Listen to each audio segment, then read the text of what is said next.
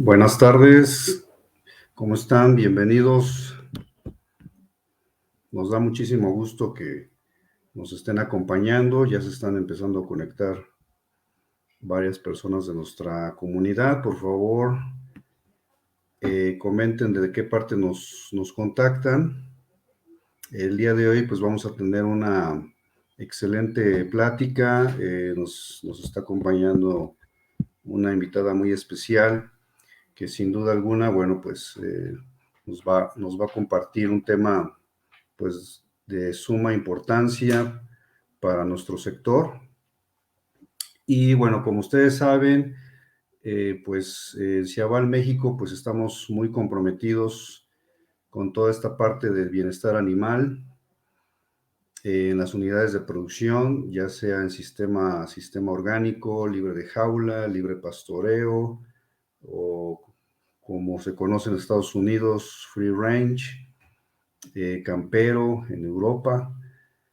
Y bueno, pues aquí en México pues estamos impulsando fuertemente este tipo de proyectos, pues para generar desarrollo en nuestro campo mexicano, generar fuentes de empleo, que eso es lo que necesita nuestro país, producir alimentos ya con un valor agregado, eh, y desde luego cuidando y respetando siempre la parte de bienestar animal, la parte de ecología, el medio ambiente y contribuyendo con la salud y nutrición de nuestra sociedad. Vayan poniendo sus comentarios, vamos a ir leyendo, eh, vamos a ir leyendo algunos comentarios, por favor pónganlos aquí en el chat, participen con nosotros. Compartan la transmisión, esta transmisión con sus familiares y amigos para que podamos llegar a más personas. Y bueno, pues se va a quedar aquí la retransmisión para quienes nos hayan conectado, podrán ver la repetición aquí mismo en nuestro Facebook, Ciaval México, y posteriormente pues también vamos a estarlo eh, poniendo el video, esta transmisión en nuestro canal de YouTube de Ciaval México. Bienvenidos, pues vamos entonces a empezar. Y para mí es un verdadero gusto pues presentar a nuestra invitada del día de hoy, la doctora Elaine Hernández. Vamos a leer un poquito brevemente su reseña curricular, es muy amplia. La verdad estamos muy contentos, le agradecemos muchísimo que nos haya regalado unos minutos de su valiosísimo tiempo. Sabemos que es una persona muy ocupada. Entonces voy a comenzar leyendo una breve reseña de la doctora Elaine Hernández. Ella se formó como médico veterinario zootecnista en la Facultad de Medicina Veterinaria y Zootecnia de la UNAM. Continuó sus estudios de doctorado y postdoctorado en la Universidad de Yale, Canadá, donde se especializó en las áreas de patología y bienestar animal. Actualmente es académica, investigadora en la FES Cuautitlán, en la UNAM. Su principal objetivo es entender la relación de fisiología y comportamiento animal con las diferentes prácticas pecuarias para encontrar soluciones que beneficien a los productores y animales de producción. La doctora también es miembro del Colegio Europeo de Bienestar Animal y Medicina del Comportamiento Animal y es auditora certificada en buenas prácticas de bienestar en aves de producción. Es también, bueno, ya comenté, veterinaria especialista y auditora certificada en bienestar animal, con experiencia internacional en la aplicación y evaluación científica de bienestar animal para mejorar y guiar recomendaciones y prácticas pecuarias. Ha completado entrenamiento en bienestar animal en Norteamérica y Europa, además de trabajar en proyectos de investigación enfocados en bienestar animal en Norteamérica y Latinoamérica. Bueno, muy amplio la trayectoria de la doctora Elaine. Te damos la bienvenida, doctora. ¿Cómo estás? Buenas tardes. Hola, buenas tardes, noches, días, donde sea que nos estén escuchando. Gracias. Gracias, Carlos, por la invitación. Al contrario, gracias. Es un verdadero honor tenerte. Y bueno, pues sin duda alguna, el tema que pues programamos para nuestra comunidad, que vamos a estar compartiendo posteriormente ya en nuestros diferentes grupos, vamos a estar compartiendo también la retransmisión de la plática. A ver, permíteme tantito. Bueno, esta plática de principios aplicados de bienestar animal en avicultura que nos has preparado, te agradecemos muchísimo. Sabemos que pues andas siempre muy ocupada y creo que con eventos, ¿no? Próximos también. Por ahí tienes varias invitaciones, Algunas, ¿verdad? sí, pero no importa, estamos aquí y eso es lo importante. Muy bien. Pues sin más, voy a ceder la palabra a la doctora Ley para que nos comparta su presentación. Y al final, pues vamos a ir leyendo algunos comentarios que vayan aquí haciendo nuestro amable público. Claro. Bienvenida, doctora Ley, muchas gracias. No, gracias, gracias. Pues yo les voy a comentar un poquito sobre qué es bienestar. Son dos palabras muy fáciles de decir, pero de entender es algo bastante complejo. Entonces, a ver si se ve. Creo que es más fácil si termino compartiendo la pantalla.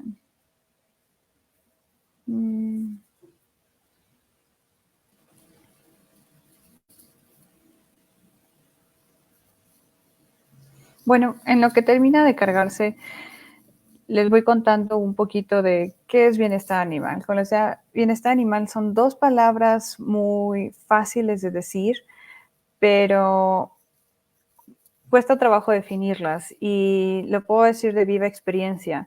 Hice toda una residencia, soy especialista en temas de bienestar animal y no es fácil. De hecho, una de las preguntas que cuando acabamos el doctorado la gran mayoría de mis compañeros nos hicieron es, define bienestar animal.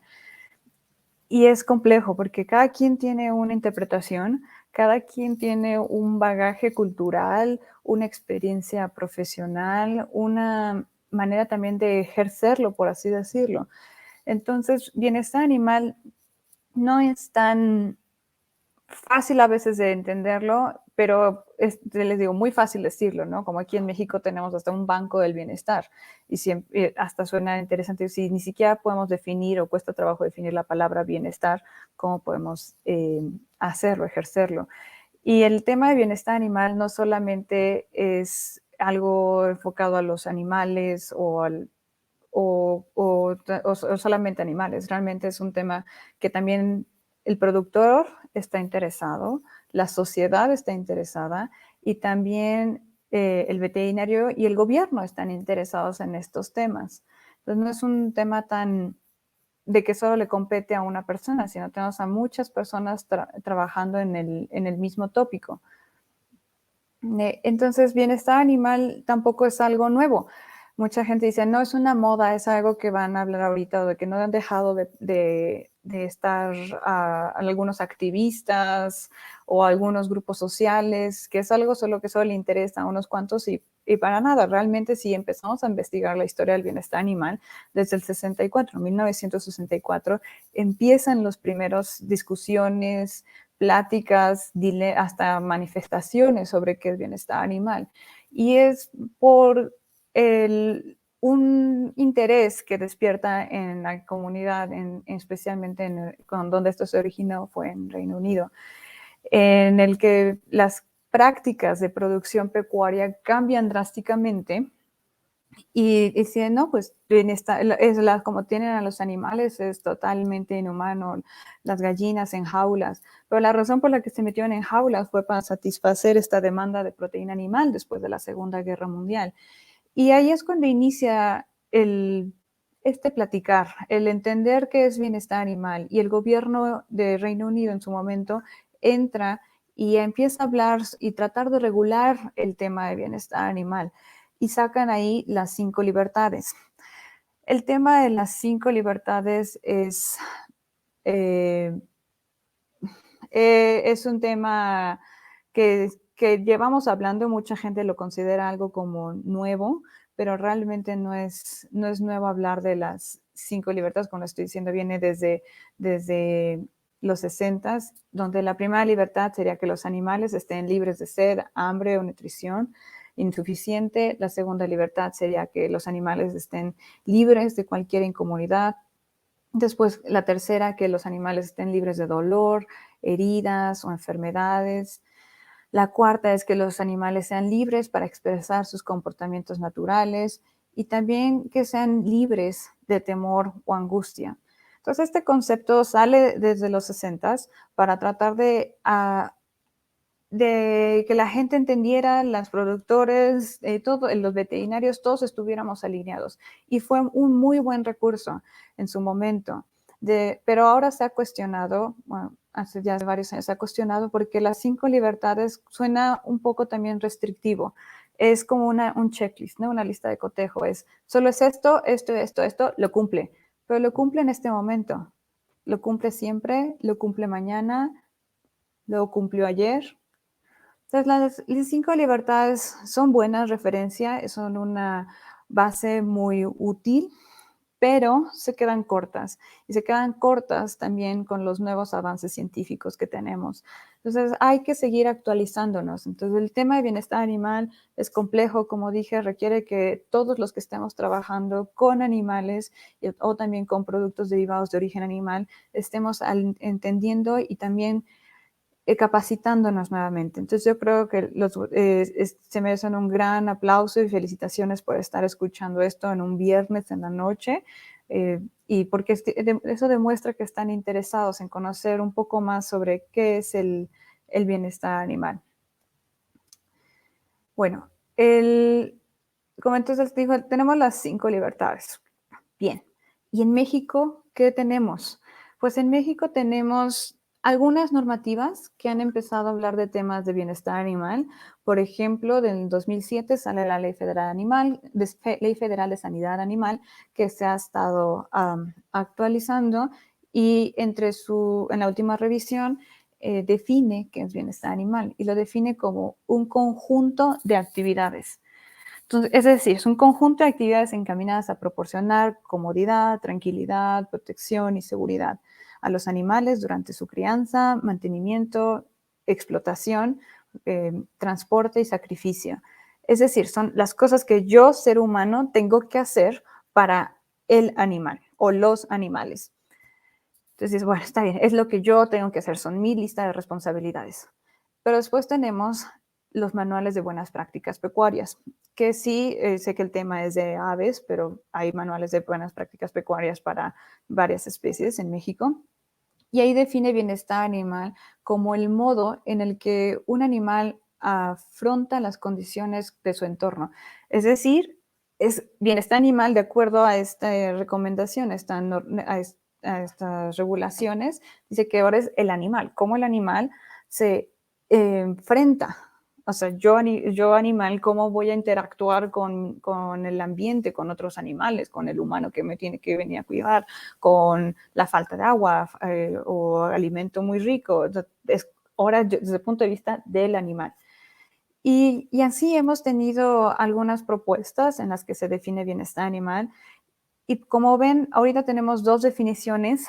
Una desde el punto de vista de las personas, que son las responsables de los animales, y otra desde el punto de vista del animal.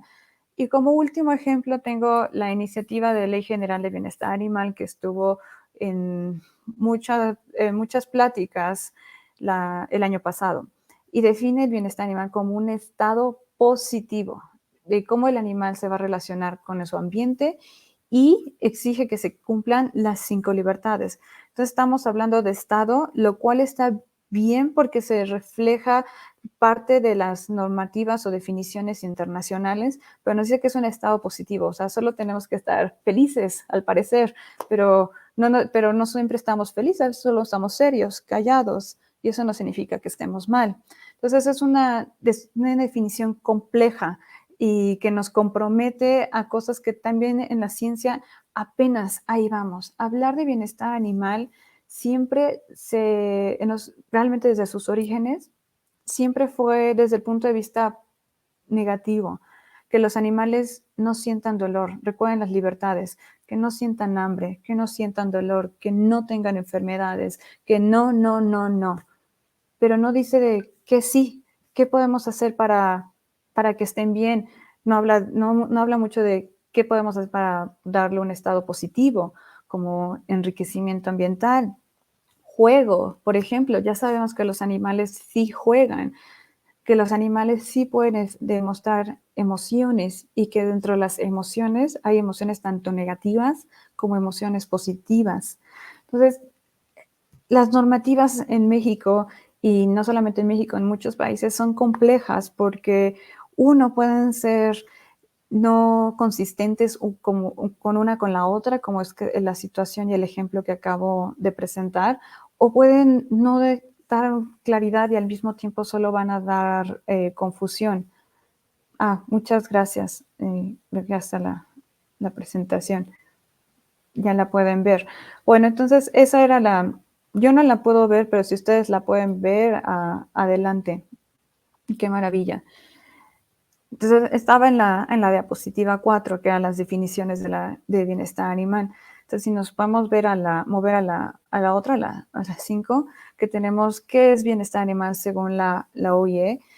La OIE, para quienes no conozcan, es la Organización Mundial de Sanidad Animal y define bienestar animal como un estado físico y mental de los animales y su relación con las diferentes condiciones en las que van a vivir y morir.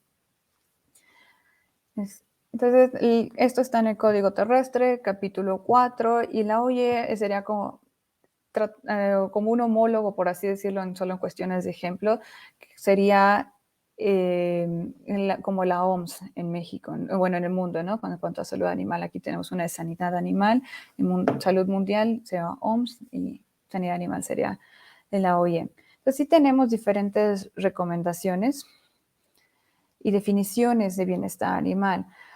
A nivel nacional, por ejemplo, en Canadá tenemos unos códigos que se conocen los códigos de buenas prácticas y entre ellos, y existen para diversas especies, tienen recomendaciones que se les pueden dar a los animales y cuáles serían los límites permitidos, y todo está enfocado a la producción, pero también en bienestar animal. Y estos códigos se hacen basándonos en evidencia científica, es decir, no solo es el sentir de un sector o de un grupo, es evidencia científica y los mensajes de la industria reunidos a través de un organismo central o neutro que compila esta información y emite sus recomendaciones, pero de nuevo, todo basado en evidencia científica. Entonces sí tenemos a nivel internacional recomendaciones también. También tenemos el Welfare Quality Protocol, que son los lineamientos que siguen las producciones de animales en Europa que buscan certificación en temas de bienestar animal. Y bueno, no sé si alcancen a ver la diapositiva 8, en la que se están poniendo diferentes programas establecidos a nivel de ONGs e industria referentes a temas de bienestar animal, ¿no? Ahí tenemos el Animal Welfare Certified, Animal Welfare Approved, SPCA, como el mismo gremio también tiene programas propios, como ahí estamos viendo los de Estados Unidos y Canadá. Vamos a seguir avanzando. Y bueno, la siguiente diapositiva dice, ¿y el veterinario dónde está? El veterinario, y lo digo porque soy veterinaria, es considerado la persona que tiene que ser el líder o la persona responsable por el bienestar animal. Sí, todos tenemos una participación en este tema, pero el veterinario en su formación tiene todos estos conceptos de fisiología, inmunología, también normativa, que tiene ahora sí la responsabilidad como un veterinario que está actualizado, que le interesa saber sobre temas que están en boga y aplicar los conocimientos, tiene que de una cierta manera resumir todo este conocimiento y aplicarlo. Y muchas gracias, yo también ya la puedo ver. Entonces, si podemos irnos a la diapositiva 10, por favor.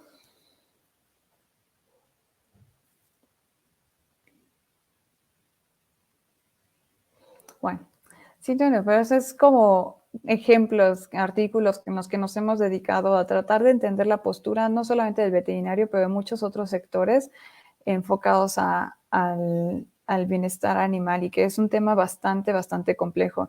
Y hemos sacado artículos científicos tratando de entenderlo o también tal vez hacer un despertar en el lector referente a todos estos problemas de bienestar animal que vemos. Y ahora sí, vámonos a adentrarnos un poquito más en temas de bienestar animal y avicultura. Como les había dicho, tenemos las 5 libertades, pero eso ya se quedó corto. Hemos sacado a nivel de academia y ciencia muchas otras teorías o paradigmas para poder interpretar el bienestar animal. Y aquí voy a utilizar uno que se llama el modelo de los 3 círculos. En este modelo tenemos 3 ideas. Entonces, en nuestro primer círculo tenemos lo que se dice funcionamiento biológico, ¿no? Entonces tenemos cómo los animales funcionan, por así decirlo, cómo es la fisiología detrás de los animales. Entonces en eso estamos viendo temas de salud, inmunología, producción. Entonces no solamente es cómo se ven por afuera, sino también por dentro, cómo están. Después tenemos el otro círculo que es comportamiento natural. Y en el comportamiento natural sí nos interesa saber ahora sí, por afuera, cómo se comportan los animales. Cómo los animales están interactuando con el ambiente, cómo interactúan con otros animales, cómo interactúan con las personas. Entonces eso es el otro concepto. Entonces ya llevamos 2 círculos. Y el tercer círculo son los estados afectivos. Ya sabemos que los animales sí tienen emociones. Hay quienes me van a decir, no, yo no puedo decir que las gallinas son felices.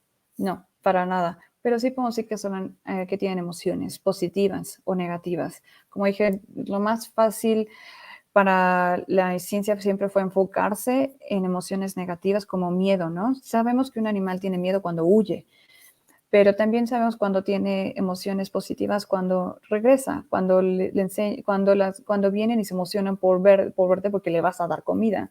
A veces confundimos esas respuestas, comportamientos, porque pensamos que viene a saludarme porque me quiere. Muy bien, porque tenemos comida la mayoría de las veces, pero es una emoción positiva, no hay nada de malo en eso. Si nos vamos a una más abajo, después de la colorida de verde, entonces una más. Bueno, la de los 3 círculos, que es según yo voy en la 12. Esa, gracias. Esos serían los 3 círculos. Entonces, para cambiar un poquito la jugada, porque a veces siempre hablamos de las 5 libertades, pero vamos a hablar de otros temas. Entonces, si nos vamos a la siguiente diapositiva, estamos sobre un paradigma, un ejemplo. Aquí tenemos a esta gallinita, ¿no?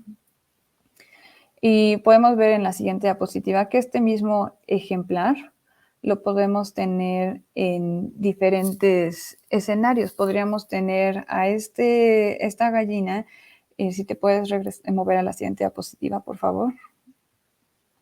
Podemos ver que esta misma gallina puede vivir en un escenario en el que hay, como decía Carlos, en el que están en free range, que están moviéndose libremente en un campo abierto, o podemos tener escenarios como el de arriba a la izquierda, en el que están en un aviario. Entonces, no están en jaulas, pero están en un sistema que están libres adentro, dentro de una granja. Y finalmente, el sistema de jaulas convencionales, que es el que estaba abajo en el centro. Entonces, la siguiente diapositiva, por favor. Entonces, vemos que el mismo ejemplar puede estar en diferentes escenarios, pero algo que no va a cambiar, independientemente de dónde lo pongamos, van a ser problemas como el picaje. Entonces, el picaje es un comportamiento que podemos decir como un comportamiento no deseado, porque como veterinarios, productores, no queremos que los animales estén arrancando las plumas entre ellos y que llegaran a casos severos como de canibalismo, como el que vemos en el pobre animal de hasta la izquierda. Y si te vas a la siguiente diapositiva, tenemos diferentes escenarios y ustedes lo han visto también, en que los animales se lastiman severamente. Y ahí tenemos algunos ejemplos. Y eso no es algo que quisiéramos ver, ¿no? Y más como no lo hizo un humano, lo hicieron entre ellos mismos. Y las causas son diversas. Realmente es multifactorial. Pero de todas maneras no es algo ni placentero para nosotros ver. Entonces vamos a analizar este escenario con evidencia científica y desde un punto de vista del bienestar. Porque no solo son las emociones, cuando digo se ve feo y ya con eso, no vamos a tratar de entenderlo bien. Entonces, si nos vamos a las siguientes diapositivas, esto lo vamos a clasificar como una mutilación, el tratamiento de pico. Ay, perdón, mi perro. Entonces, en este escenario, vamos a hablar sobre una alteración que es cortar una parte del pico para evitar o disminuir el picaje entre los animales. Entonces, si nos vamos a la siguiente diapositiva, gracias.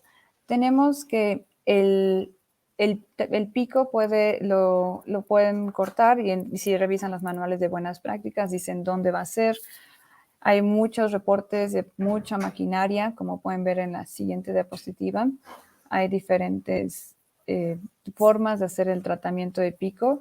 En la siguiente diapositiva, por favor, podemos ver que el corte de pico, tratamiento de pico puede ser con infrarrojo, puede ser con cuchilla caliente, puede ser hasta con cuchillas frías o cuchillas mecánicas. El punto es cortar el pico, darle un tratamiento para que ellos no puedan sujetar tan fácil las plumas de sus compañeros y lastimarse. Entonces vamos a analizar este proceso que es el corte de pico o tratamiento de pico con el paradigma de los 3 círculos. Entonces la siguiente diapositiva, por favor. Tenemos los 3 círculos, que era la función biológica, los estados afectivos y el comportamiento natural. Siguiente, por favor. Tenemos que poner en la balanza el bienestar de los animales, pero aquí entra la duda, ¿el bienestar de un animal o el bienestar de todos?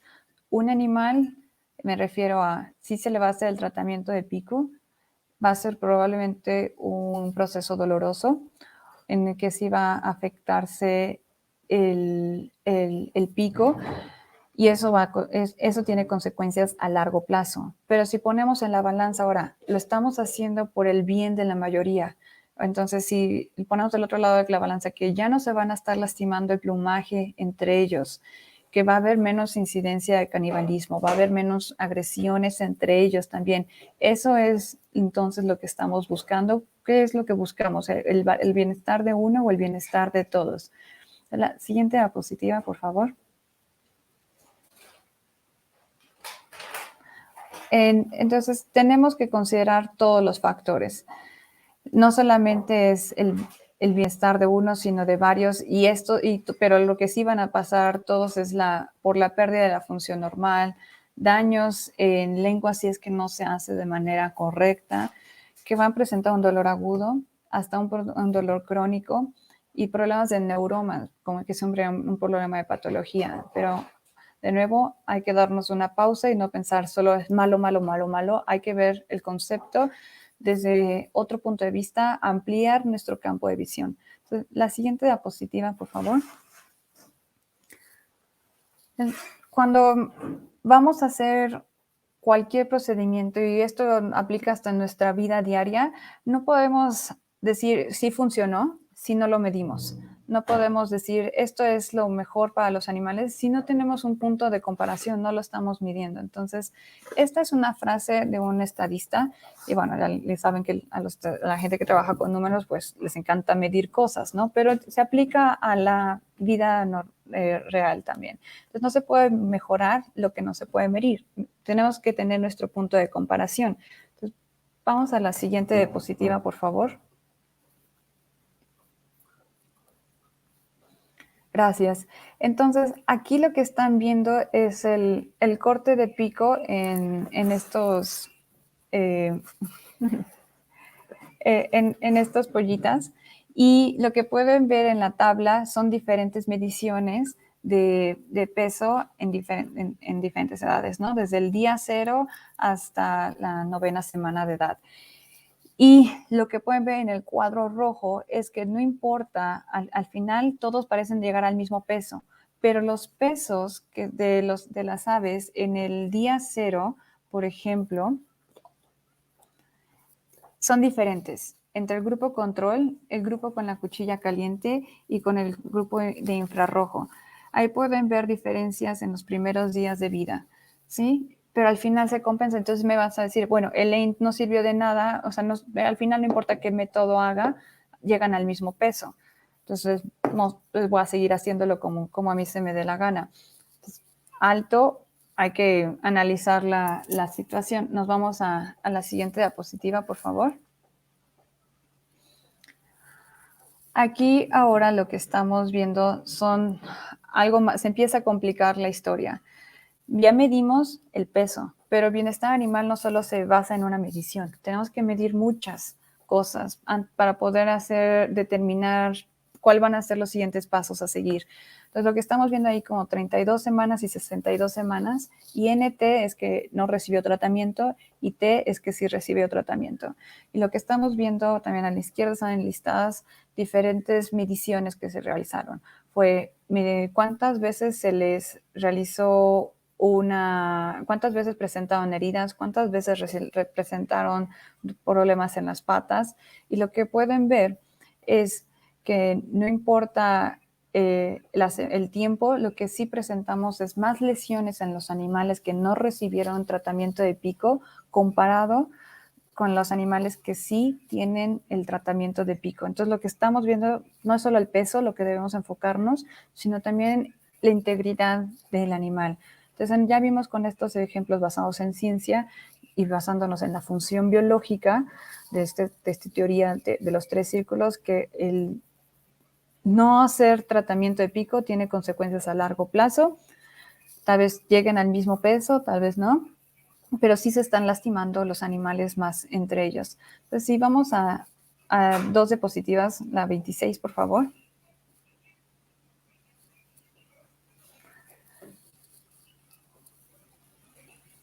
Una más, por favor. Gracias. Ahora vamos a enfocarnos en el otro teoría, en el otro círculo. Entonces, lo que estamos viendo aquí es las barras negras, es el control, las barras blancas es cuchilla caliente y las barras con rombo son los infrarrojos.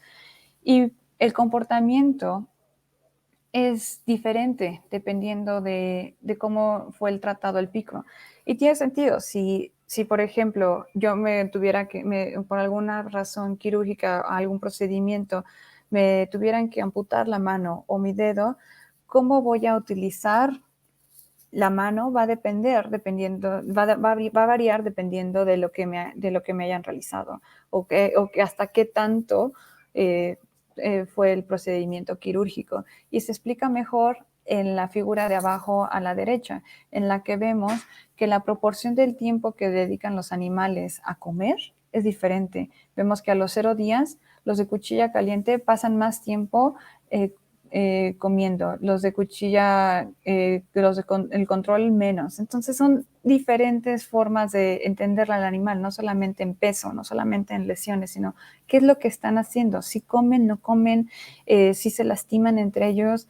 Hay que verlo hay que ampliar nuestra visión. Nos vamos a la siguiente diapositiva, por favor.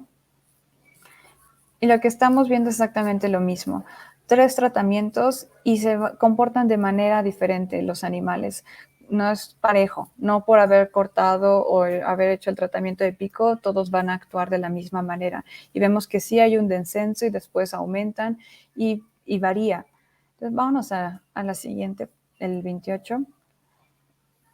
Gracias. Aquí estamos viendo los estados afectivos y es la que es muy discutida por varias personas. Si realmente los animales tienen sentimientos, si los animales tienen emociones. Y es complejo. En este círculo, para este escenario, no puedo definirles si los animales tenían emociones y lo medimos, pero lo que sí podemos medir es tal vez dolor. ¿El haberles hecho ese tratamiento de pico causó dolor? ¿Sí o no? Es una pregunta muy buena, porque no solamente es, bueno, ya del tratamiento, come, no come, ya dijimos que sí se lastiman entre ellos, pero ese momento en el que se da el tratamiento duele, es muy difícil medirlo, porque no podemos preguntarle y decirle, oye, pollita, ¿sí te dolió cuando te cortaron el pico? No nos va a decir un pío sí, 2 píos, no. Pero lo que han intentado hacer en la ciencia, en la investigación, es medir con base a proyectos de automedicación. Entonces, se entrenaron a las aves a que se automedicaran en caso de presentar dolor. Y esto es algo muy común en animales de laboratorio, en la ciencia. Entonces, no es una prueba nueva, realmente es algo muy común. Pero lo que se trató es, se les dio un antibiótico en el agua y se les entrenó a que pudieran tomar agua de estos bebederos. Y de nuevo ahí vemos que la barra blanca son aves que recibieron tratamiento y aves que con la barra negra que no recibieron el tratamiento. Y vemos ahí cuchilla caliente, infrarroja, y ahí vemos los diferentes tratamientos, ¿no? El resultado de este proyecto fue muy inconcluso. Realmente no se pudo determinar si el darles medicamento, agua medicada, les ayudó en el dolor. Hay muchas razones por las que los mismos autores, investigadores de este proyecto dicen por qué no encontraron una diferencia, por qué las barritas en eso que dice intacto son con pico completo no se ven tan diferentes, por qué las barritas en el infrarrojo, en la cuchilla, o sea, se ven muy iguales, como si realmente no pasó nada. Consumieron exactamente la misma comida, consumieron exactamente la misma cantidad de agua. Parece que no sirvió el medicamento en este estudio. Y lo que dicen es que tal vez carprofeno no era el medicamento ideal. Tal vez se necesitaba algo más fuerte o tal vez se necesitaba algo que durara más tiempo el medicamento. Tal vez cuando reciben el carprofeno no iba a presentar un efecto al momento de hacer el tratamiento del pico. Entonces se necesita mucha más investigación en este tema y especialmente en lo de las emociones o los estados afectivos. Nos vamos a la siguiente diapositiva, por favor.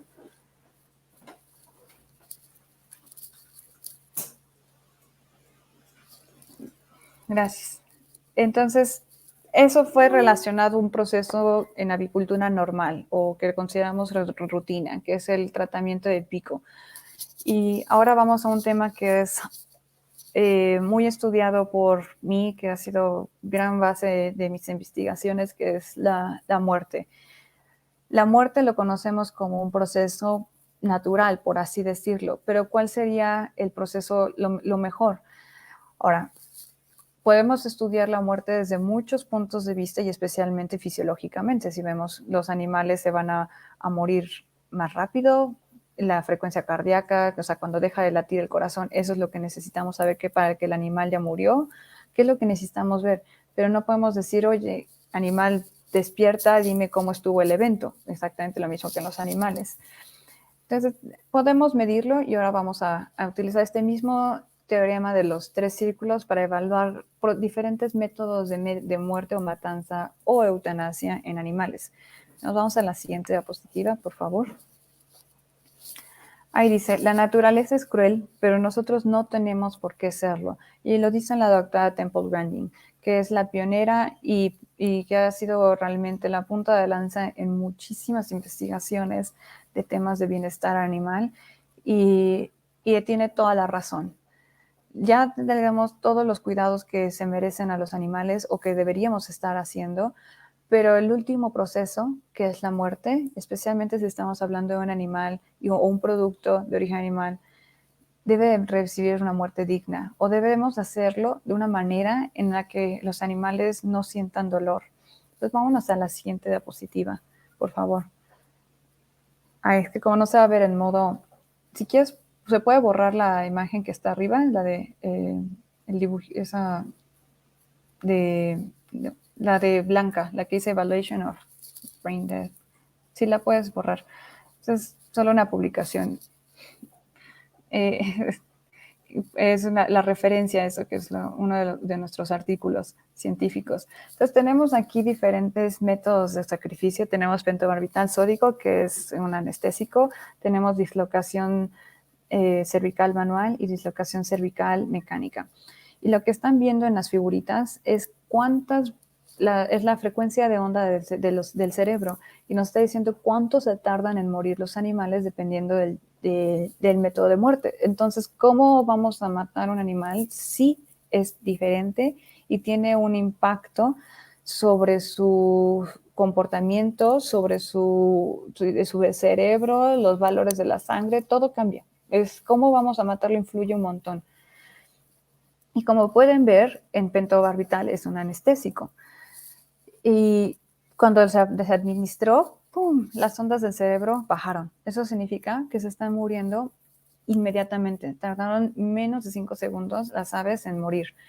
Probamos dislocación cervical manual, que es sujetar al ave de las patas y el cuello y estirarlo. Entonces, manual porque no hay nada más que nuestras manitas para hacerlo. Y pueden ver las frecuencias de onda del cerebro que tardan en bajar, pero bajan. Y en DC mecánica lo que estamos viendo son las frecuencias de onda con un dispositivo muy particular que utilizamos, que de hecho nos pidieron que lo utilizáramos para ver si funcionaba o no, y vean cómo tardan todavía mucho más en bajar las frecuencias de onda. Es decir, el cerebro todavía estaba activo. Y hubo animales en que tardaron más de 5 minutos en morir. Es decir, llega uno, aplica el método de eutanasia o el método de matanza, deja al animal ahí en el piso y sigue vivo por todo este tiempo. Entonces, eso es una manera también de entender el bienestar animal. Es muy complejo todo este proceso, este proyecto fue, como les dije, bastante complejo y involucró muchas personas para poderlo realizar, pero es una manera de poder entender qué está pasando con los animales. Y si nos vamos a la diapositiva de abajo, por favor, vemos aquí la función biológica, pero analizada desde la frecuencia cardíaca, como vemos hay acelerómetros, ECGs, que son electrocardiogramas. Entonces hay muchas maneras de medirlo, no solamente a través de ver qué es lo que está pasando en el cerebro. Y pueden ver que las frecuencias, los promedios dependiendo de cada uno de estos métodos que tenemos ahí, dislocación cervical, con espumas, que eso sería con espumas a base de CO2, son diferentes. Entonces, cambia. Entonces, dependiendo del método, va a cambiar. Y nos vamos a la diapositiva que sigue, por favor. Dice comportamiento. Este de nuevo fue otro de nuestras investigaciones en que tratábamos de entender cómo los animales, dependiendo de los 3 métodos que habíamos dicho antes, pentobarbital, que es el anestésico, dislocación cervical manual y dislocación cervical mecánica, ¿qué es lo que pasa? Ya vi lo que pasaba en el cerebro, ahora qué es lo que está pasando allá afuera con el animal, qué es lo que hace. Y si alguno de ustedes ha realizado la dislocación cervical, sabe que los animales se convulsionan, ¿no? No solamente uno lo realiza y ya se muere, sí pasan por un proceso de convulsiones y eso es lo que estamos viendo en las barritas. Entonces, cada barrita de color representa un comportamiento diferente en una línea del tiempo, que son la de hasta abajo. Y pueden ver que diferentes cosas pasan en momentos diferentes dependiendo del método. Entonces, de nuevo, aquí estamos evaluando bienestar animal también. Vemos qué es lo que le está pasando, pero ahora por afuera. Y nos vamos a la última, por favor. Esa dice estados afectivos. Como les dije, ya quisiéramos algunos de nosotros y ir al otro lado y preguntar, oye, ¿cómo está por allá todo? ¿Si se vive mejor allá? ¿O cómo está la vida del otro lado? Pero no podemos hacerlo. Entonces, y mucho menos, y es mucho más complejo con los animales porque, pues, ¿en qué idioma les hablamos? Entonces, con los animales podemos realizar pruebas de preferencias. Y lo que están viendo ahí es las imágenes de mi compañera de doctorado, en la que puso una cámara de CO2 y se les dio a las aves la oportunidad de entrar y salir de las cámaras. Y lo que vieron es las concentraciones. Entonces, qué tan dispuestas estaban a entrar las aves a diferentes concentraciones de CO2. Y con eso dijeron, bueno, pues a esta concentración tal vez está muy elevado y eso no les gusta porque pues no voluntariamente entraron. Entonces, eso no. Y lo digo muy sencillo, pero sí involucra muchísima estandarización y ciencia detrás de esto, porque no solamente es como, yo creo que sí entró. No, o sea, sí hasta las gallinas se entrenaron para poder entrar a las cámaras. Y si ustedes se están preguntando qué tan fácil o difícil fue entrenar a una gallina, yo creo que es igual de difícil que entrenar a un perro a veces. Bueno, también depende de los perros, depende de las gallinas, ¿sí? No es tan sencillo, pero sí se puede realizar. Así como podemos entrenar a un perro, podemos entrenar a una gallina. Y pues no lo podemos hacer con todos los métodos, ¿no? Con dislocación cervical no podemos así como, oye, está mejor aquí con este, no, ese es un método, ese sí es muy blanco o negro, ¿no? ¿Se hizo o no se hizo? Pero con gas, concentraciones de gases sí se puede. Entonces, en conclusión, hay que tener un panorama amplio. Si vamos a la siguiente diapositiva, por favor. No tenemos solamente una idea cuando hablamos de bienestar animal, sí tenemos que hablar de un gran proyecto, o sea, desde muchos puntos de vista, y esa es mi línea de investigación actual. Bienestar animal no solo son las emociones de nosotros los humanos que vemos, a bienestar animal no solo es ir y apapacharlos, sino también involucra verlos, ver si lo que estamos haciendo está bien, y si no está bien, no hay que conflictuarnos con eso. Realmente lo que tenemos que hacer es mejorar, ver cómo lo podemos mejorar. Pero también para poder mejorar, tenemos que aprender. Y de nuevo, felicidades a ustedes por estar aquí viernes a las casi 8 de la noche, horario central de México, por estar tomando un curso de bienestar animal. Pero no es la única manera, hay muchas otras maneras de adquirir este conocimiento. Y si nos vamos a la siguiente diapositiva, no con fines de propaganda, pero solo es convencional, es un curso. Y sí hacemos varios cursos para productores, para también veterinarios que están decididos a hablar de temas de bienestar animal. Y este es un curso, el flyer es un poquito viejo, pero tenemos ya más actuales y presentes para este año. Ahí la doctora Temple Grandin, la que había mencionado entre mis citas, aparece ahí abajito. Entonces sí tenemos más cursos enfocados a temas de bienestar animal. Y no es algo nuevo, no es una moda, es algo de lo que vamos a seguir hablando en el futuro. Y para poder entenderlo mejor, solo hay que seguir estudiando. Y ya para la última diapositiva, por favor. Gracias. Como conclusión, es un área multidisciplinaria. Hablo yo desde mi punto de vista como veterinaria, pero a mí me toca la gran fortuna de trabajar con muchas otras disciplinas, etólogos, agrónomos, contadores. Trabajo ahora bastante con contadores, con empresas. Realmente a veces es con toda la gente de recursos humanos, es con la que más platico ahora en día. También trabajo claramente con los productores mismos, estamos ahí al pie del cañón. Entonces, no solo es un área que le compete a un sector, sí el veterinario tiene una responsabilidad mayor, porque es este agente que tiene que englobar diferentes conceptos, pero todos estamos participando en esto, ¿no? Porque todos queremos que los animales estén bien. Y tenemos también que estar adelante con toda la investigación, no solamente quedarnos en que es que me dijeron que serán las 5 libertades y ya. No, hay mucha evidencia, como les acabo de decir, de nuevas maneras de pensar en bienestar animal. Hay no solo que pensar que tengan agua, techo, comida los animales. Ahora estamos viendo también la relación que nosotros tenemos, esta relación humano-animal. En las auditorías que hacemos de bienestar animal hay unas preguntas en algunos protocolos que dicen ¿cuánto se tarda el animal en alejarse de ti? Si se tarda, ya está bien establecido, bien calculado todo. Si el animal se tarda X determinado tiempo cuando uno entra a la caseta y que se alejan de ti, significa que te tienen miedo, ¿no? Todo está bien calculado, no solo son mediciones subjetivas, pero tenemos que entenderlas, ¿sí? Tenemos que entender por qué se llegó a ese tipo de mediciones. Y bueno, hay que tener claro también qué es un avance científico, qué son tendencias, qué es lo que solo va a ser. Es que ahora está de moda que, voy a inventar algo, que le demos a las gallinas y a los pollos agua servida en bebederos color morado. Entonces, ¿tiene evidencia científica eso o no? Y también tenemos que seguir cuándo es innovación. Si tal vez el color morado, si alguien lo dijo y era lo mejor. Y pues bueno, hay que demostrarlo con evidencia científica, no solo irnos porque tal persona dijo que eso era lo que tenía que hacerse. Entonces, y nosotros mismos podemos hacer pruebas, no solamente estar esperando a que aparezca alguno de los artículos como les estoy enseñando.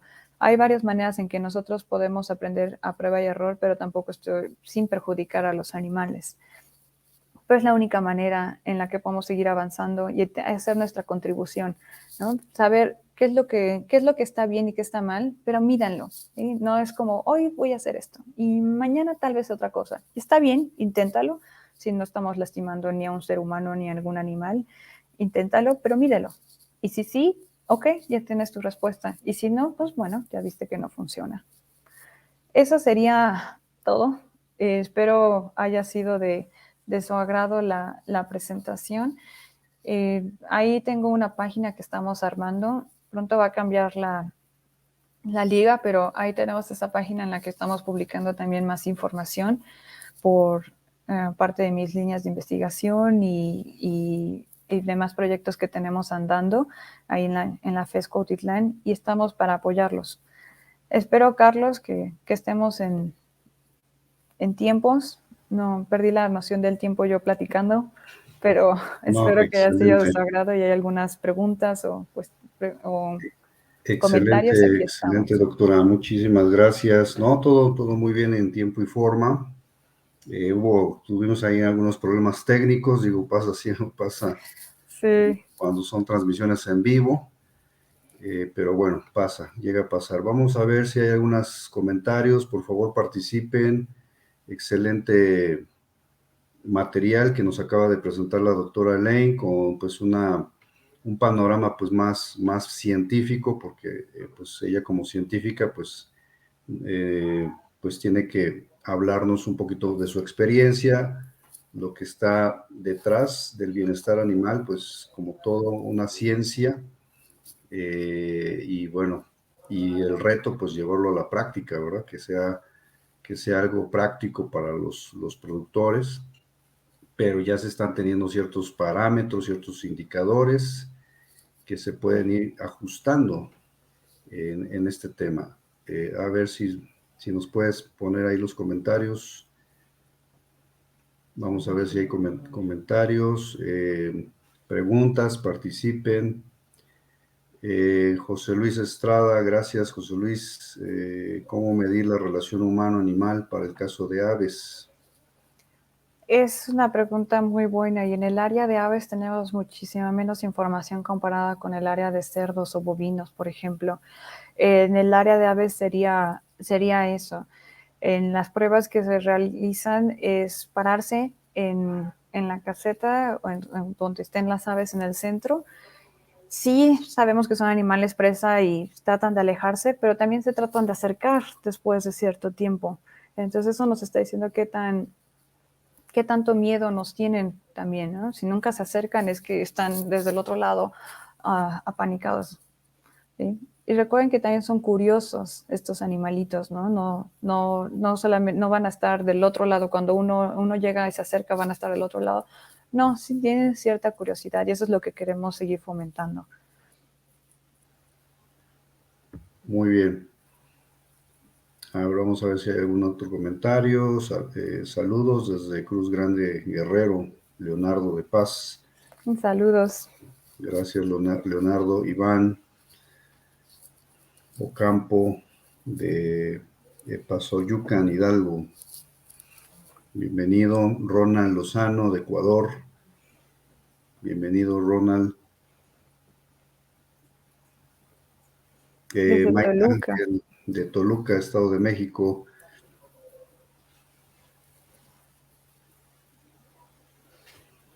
Edith, una de nuestras productoras de la red. En general, ¿qué debo observar en mi parvada? ¿Cómo saber que si gozan de bienestar? Como dije, el bienestar no solamente es lo que el animal tiene, sino también todo lo que nosotros hacemos por él. En las evaluaciones que realizamos de bienestar es ver agua. Tienen agua constantemente y no solamente que lo tengan en este proceso, en este momento. ¿Cómo me aseguras que siempre va a haber agua? Entonces hay una planta de emergencia en caso de que se vaya la luz. En caso de que sea una zona calurosa, hay ventiladores también para ayudar. ¿Cómo funciona? No solamente estamos viendo el animal como tal, así está, si, como lo decíamos, de si se acerca o no, sino cómo me aseguran lo de las 5 libertades y cómo puedes también prevenir en caso de, de un accidente. No es que tengamos una mente fatalista, pero siempre hay que pensar en el peor de los escenarios, qué es lo que pasaría y cuáles son mis acciones a realizar. Entonces, como decía, si no, ¿cómo me aseguran que hay agua todo el tiempo? ¿Cómo me aseguras que hay alimento? ¿Cómo me aseguras que no van a tener problemas de calor y que van a tener estrés calórico y se nos mueran? Entonces, no solamente, no hay una manera general y no, bienestar animal no es como un medicamento de se los doy y ya, con eso se curaron y ya no tengo que pensar en esto. No, son todas estas acciones diarias enfocadas en la salud de los animales, pero también en su forma y calidad de vida. Entonces, también programas de ventilación. Entonces, sabemos que tienen, que pudiera haber las condiciones de la cama, si están en cama o si están en libre pastoreo. Entonces, que también las condiciones de las superficies, del sustrato sean adecuadas. ¿Sí? No solo es un factor que medir, sino varios. Perfecto. Una pregunta, doctora, en base a tu experiencia, bueno, una de las inquietudes que siempre tenemos, que nos preguntan personas interesadas en emprender en este sector de lo que es agricultura libre de jaula, es la selección de la genética y la capacidad de adaptación hacia ciertas condiciones climatológicas. En ese sentido, no sé qué tanta experiencia o qué has observado dentro de tu campo laboral, seleccionar la genética más acorde, ¿no? A climas calurosos, climas templados. Desde luego, obviamente, influye mucho los aspectos de planeación de ingeniería, la construcción de instalaciones, desde luego es la orientación de las naves, ¿no? Que eso todo va a influir en la parte de condiciones ambientales, ¿no? Que se vayan generando dentro de las naves. Y desde luego, bueno, la siembra de árboles, ¿no? En las áreas de libre pastoreo. Pero en ese sentido, ¿qué recomendación o si se ha ido por ahí o has tomado en cuenta en tus trabajos de investigación esa parte? En cuanto a mi línea de investigación, no está enfocada a líneas genéticas. Mi área de investigación ha sido enfocada principalmente a prácticas pecuarias de rutina y cómo podemos valorar si son aptas o no. En cuanto a las recomendaciones de nivel de producción para las líneas genéticas, hay mucha investigación en este tema, pero también tenemos que partir de principios de que las casas genéticas también están trabajando en esta área y han hecho líneas, o no han estado enfocándose en líneas que sean más robustas dependiendo de los sistemas, y en esto sí no será todo otro tema, otra plática, pero hacia a temas generales hasta tenemos el dicho, ¿no? que las gallinas blancas son de Venus y las gallinas rojas son de Marte. Y lo sabemos porque con forma de ser y comportamiento son muy diferentes. Unas son más asustadizas que otras son más curiosas, unas tienen una preferencia por subirse a perchas y otras no. Entonces, no podemos generalizar. Esta es la línea que tienes que utilizar, ¿no? Y esta línea XY es la única que vamos a utilizar y depende, ¿no? Y lo que más he visto es la gente tiene una línea y las tienen en jaula y las bajan de jaula y las ponen en piso. Y ahí es cuando yo empiezo a evaluar el bienestar desde otro punto de vista. Si una nunca le enseñaron o las capacitaban a subirse a perchas, nunca se van a subir. Todo tiene un proceso de adaptación. Entonces, pues el bienestar animal no es esta línea genética es la única que vas a poder utilizar y se solucionaron todos tus problemas, así como este sistema de producción es el que te garantiza el bienestar animal y se acabaron tus problemas. No, porque tenemos que pensar en todos esos factores externos que están influyendo sobre la vida del animal. Ojalá tuviéramos una línea genética que fuera superhéroe y no requiriera vacunación, no requiriera una gran concentración de alimento, que tampoco agua, que fuera maravillosa, pero no es así. Pero al mismo tiempo tenemos que estar agradecidos por tener esa biodiversidad y variedad genética que nos ha permitido encontrar sistemas de producción alternativos o encontrar maneras para eficientar la producción. Entonces, no puedo decir que esta es la solución o esta es la recomendación, porque no hay una línea recta en temas de bienestar animal. Ojalá existiera, pero también si no, no tendría yo de qué hablar el día de hoy. Claro, sí, sin duda alguna, pues va a depender de muchos factores, desde luego la supervisión que tenga el productor, el encargado en granja, que esté monitoreando los comportamientos naturales de las aves. Yo creo que cada línea genética, ya sea raza o estirpe, pues sí tiene la capacidad de adaptación, pero sí implica también mucha, en ese sentido, pues que se haga un correcto manejo en todos los procesos de crianza. Desde luego el factor edad también. Un ave que llega de un día de edad, pues se tiene la capacidad también en un momento dado de adaptarse al medio ambiente, de generar esa homeostasis, esa resiliencia, ya sea en clima frío, clima templado, clima caluroso. Pero bueno, son aspectos que decisiones y aspectos y la toma de decisiones que tienen que realizar los productores, porque aquí en México, doctora Elaine, se tiene mucho la cultura de adquirir las aves más grandes, ¿no? A partir de 4 semanas en adelante.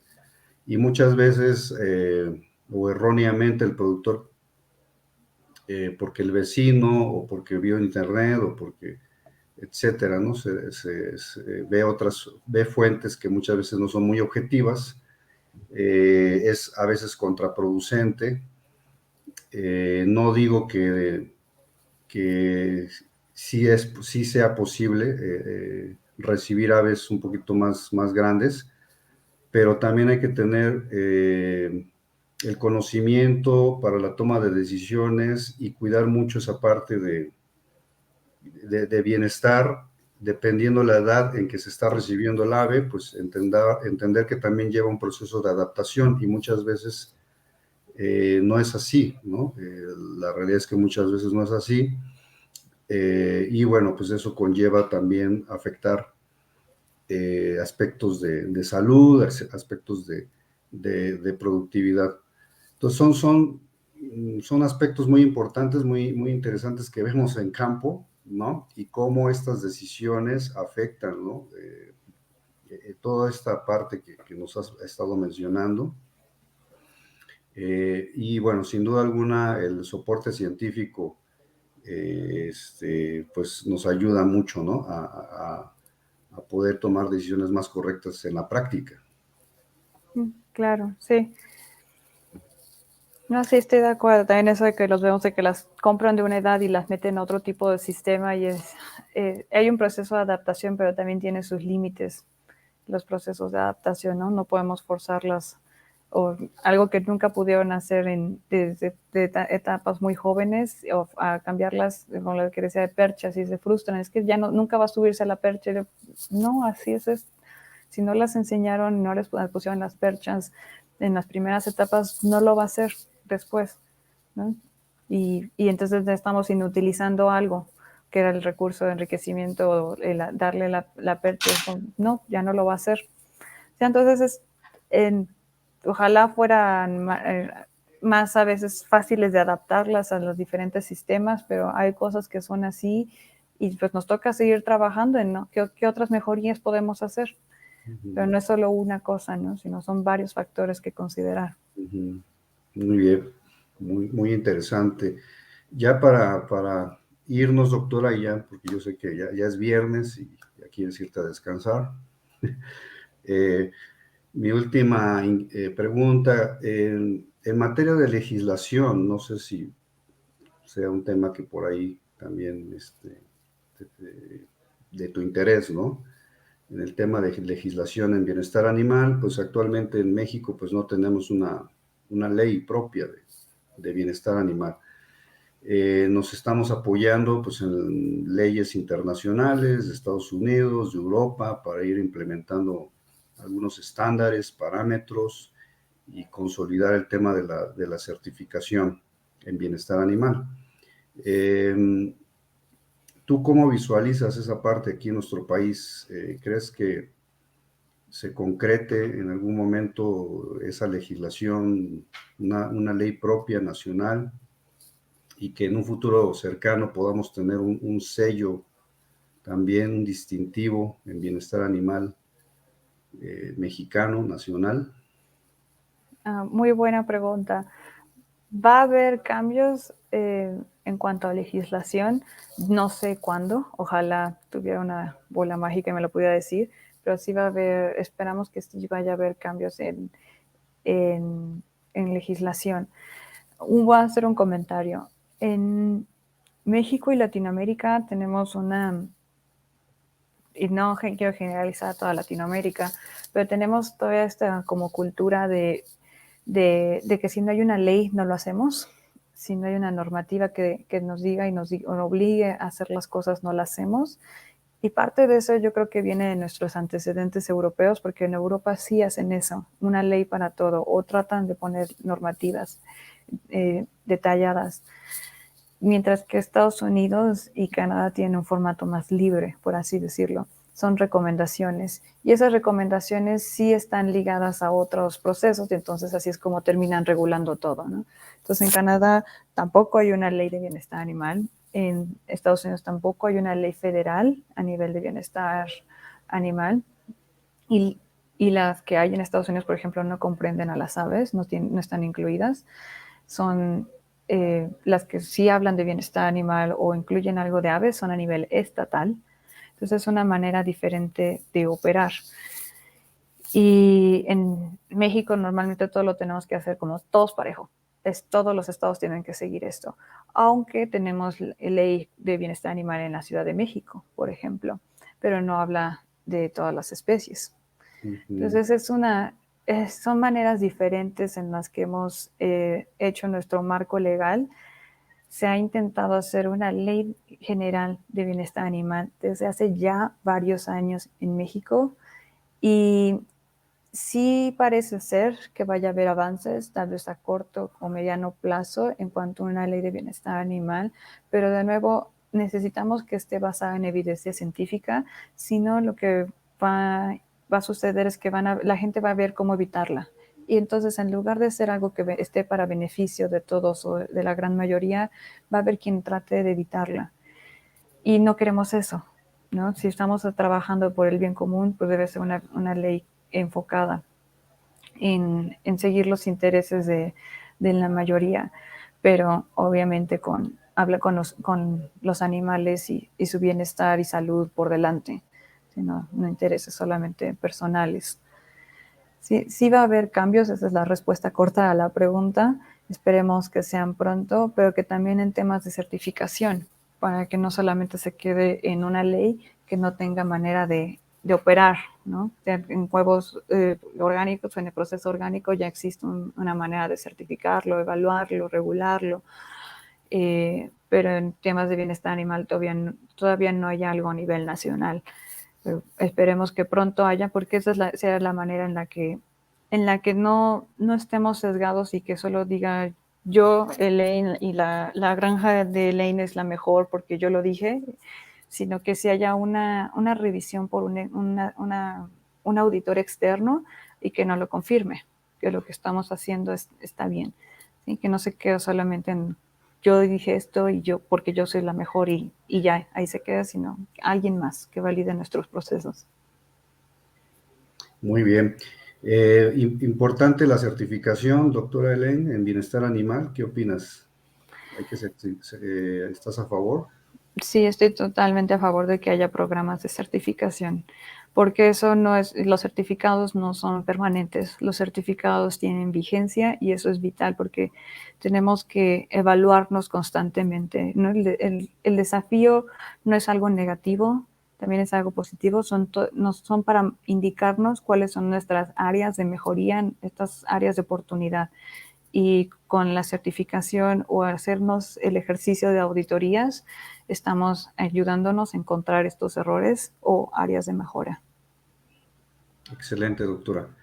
Doctora Elaine Hernández, pues muchísimas gracias por acompañarnos en esta transmisión. Esperemos que no sea la última y podamos, pues de alguna manera, seguir en contacto, seguir uniendo sinergias de colaboración, de trabajo. De nuestra parte, pues estamos a tus órdenes. Y pues muchísimas gracias, doctora. No, muchas gracias a ustedes por el tiempo. Espero que haya abierto una nueva puerta de interés y conocimiento para ustedes. No, totalmente. Sí se despejan bueno, hay muchas dudas todavía. Ahí te estaremos molestando, doctora. Claro, pero las dudas son Sí, buenas, mejor que quedarnos callados. sí. Muchísimas gracias y pues seguimos en contacto. ¿Te parece bien? Claro, estamos en contacto. Muchísimas gracias. Hasta luego. Bonita Hasta noche. luego. Muy bien, pues vamos entonces a agradecerles ya para cerrar. Muchísimas gracias a todos. Y bueno, pues estén al pendiente de nuestras próximas transmisiones.